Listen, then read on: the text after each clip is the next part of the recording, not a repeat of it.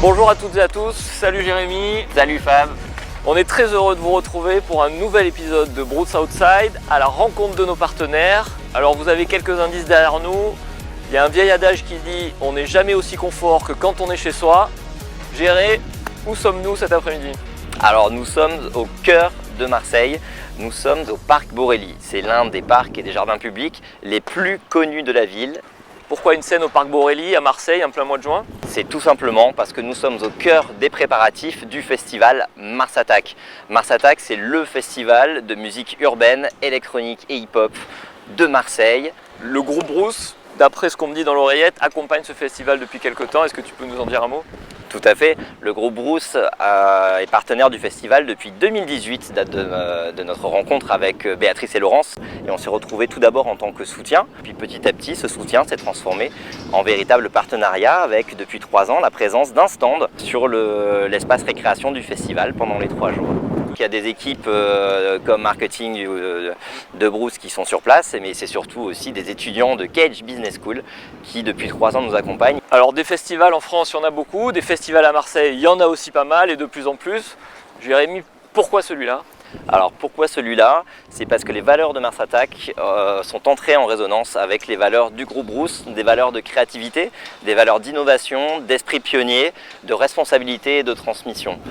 Ça c'était pour l'introduction, maintenant passons à l'essentiel, le festival, ceux qui s'en occupent et le contenu. Suivez-nous.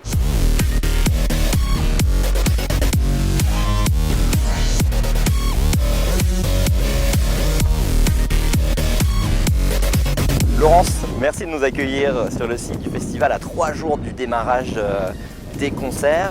Peux-tu te présenter?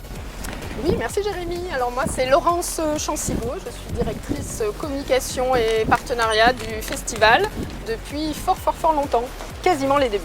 Quel est ton rôle au sein du festival? Alors mon rôle c'est vraiment d'animer les équipes de communication, d'assurer la promotion de l'événement et puis sur la partie partenariat c'est de rechercher des financements privés qui sont indispensables à notre modèle économique. Alors justement, est-ce que tu peux me parler du festival et de Mars Attack à travers quelques chiffres marquants comme ça? Alors Mars Attack, c'est un festival qui a 25 ans, puisqu'on fête cette année nos 25 ans. C'est un festival qui réunit 43 000 festivaliers sur 3 jours. Et c'est un festival qui, d'un point de vue économique, est très impactant puisqu'il ramène à peu près 7 millions d'euros sur le territoire en termes d'impact économique. Et quel est le positionnement artistique du festival? Alors le positionnement artistique, il est vraiment sur, on aime à dire, sur 2 jambes.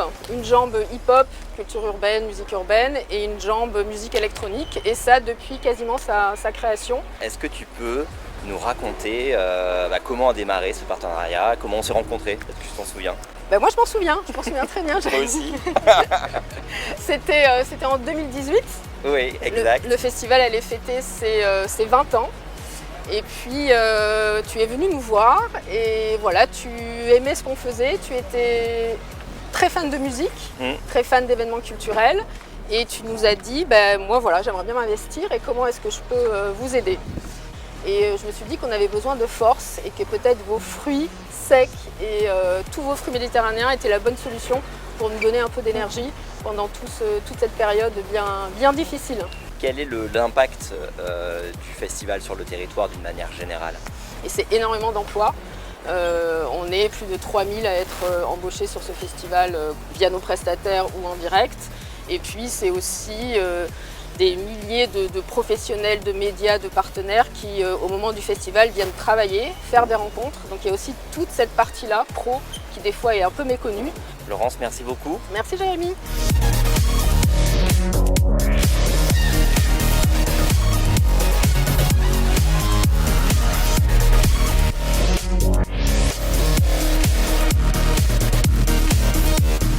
Bienvenue sur notre stand Bruce et Fils.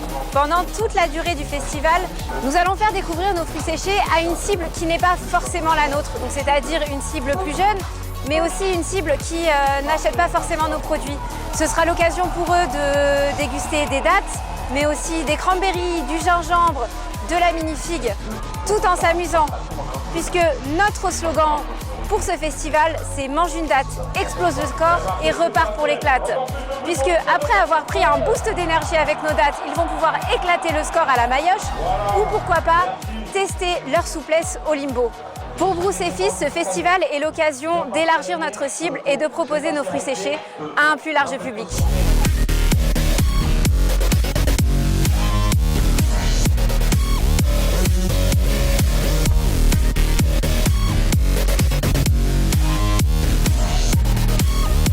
Béatrice, merci de nous accueillir ici dans ton festival. Je vois qu'il y a ça à faire, merci de nous consacrer un peu de temps, je pense qu'il n'y a quasiment rien à faire. J'ai deux premières questions qui nous brûlent les lèvres. La première, est-ce que tu peux te présenter? La deuxième, je suis obligé de te la poser. C'est quoi la vie de Châtelaine jusqu'à dimanche? Alors, je suis Béatrice Desgrands, je suis la directrice et fondatrice du festival Mars Attack. La vie de Châtelaine, c'est quand même un cadre formidable. C'est vivre dans un très bel endroit marqué par l'histoire de Marseille. Et puis c'est voir tout ce chantier qui est en train de se mettre en place pour pouvoir accueillir notre public, nos artistes. Le festival fête cette année ses 25 ans. Tu peux nous dire comment ça a démarré? D'abord, ça a commencé par un rêve, c'est-à-dire que moi, après mes études, je me suis retrouvée à Londres où j'ai vécu avec Laurence, qui travaille encore à mes côtés, et mon cousin, qui a été pendant 20 ans le programmateur du festival, et on s'est mis à rêver que quand on retournerait à Marseille, on y ferait un festival comme on aimerait le fréquenter. C'est ce rêve-là qui est l'acte de départ, et puis après, il y a eu une opportunité quelques temps après, à peine. La ville de Marseille a lancé un appel à projet en 1999 pour célébrer les 2600 ans de la ville. Béatrice, Mars Attack, c'est un festival, mais pas que. Non, pas que. Et en fait, on aime bien dire que Mars Attack, c'est d'abord la plus belle vitrine de tous nos métiers et de tous nos savoir-faire réunis. Parce qu'en fait, Mars Attack, c'est le moment de l'année où on peut mettre en lumière l'ensemble des activités qui sont portées par l'association et qui sont au service des valeurs qui sont importantes pour nous. Donc que ce soit l'émergence par des projets comme Mars Attack Agency ou La Frappe, donc cette scène dédiée à l'émergence des futurs talents et des jeunes talents du hip-hop marseillais, que ce soit en matière de ce qu'on appelle éducation artistique et culturelle Mars Attack School, c'est nos chantiers de création artistique qu'on va mener dans des collèges ou dans des centres sociaux, et les concerts de restitution de ces projets-là vont se tenir sur une scène officielle de Mars Attack. Mais aussi c'est l'endroit où on peut mettre en place en fait un dispositif qui nous tient à cœur, donc de lutte et de prévention contre les violences sexuelles et sexistes en milieu festif, donc qui s'appelle Safer. Et Mars Attack, c'est aussi un acteur qui est engagé en matière de développement durable. Donc on a depuis 2008 déjà, ça fait 15 ans, pour limiter notre impact en matière de transport des publics, en matière de nettoyage du site, d'impact à notre environnement. Donc on a des actions là-dessus, mais on bosse aussi sur la question de la solidarité. C'est pour ça que sur le festival, il y a une récréation qui est une aire de jeu. Alors c'est chouette, c'est une aire de jeu et c'est un espace dans lequel on peut accueillir notamment notre partenaire Brousse Vergès. Mais derrière ça, en fait, ça dit aussi, ça met en lumière les opérateurs de ces stands de jeu pour mettre en avant soit des partenaires comme Brousse Vergès, soit des associations qui œuvrent au quotidien, à l'année, sur des sujets parfois difficiles que sont celui de la solidarité, de l'aide sociale aux personnes âgées ou bien aux étudiants en précarité. Béatrice, merci. Merci. Joyeux anniversaire au festival. Merci à vous. Et bon courage pour les jours à venir. Merci.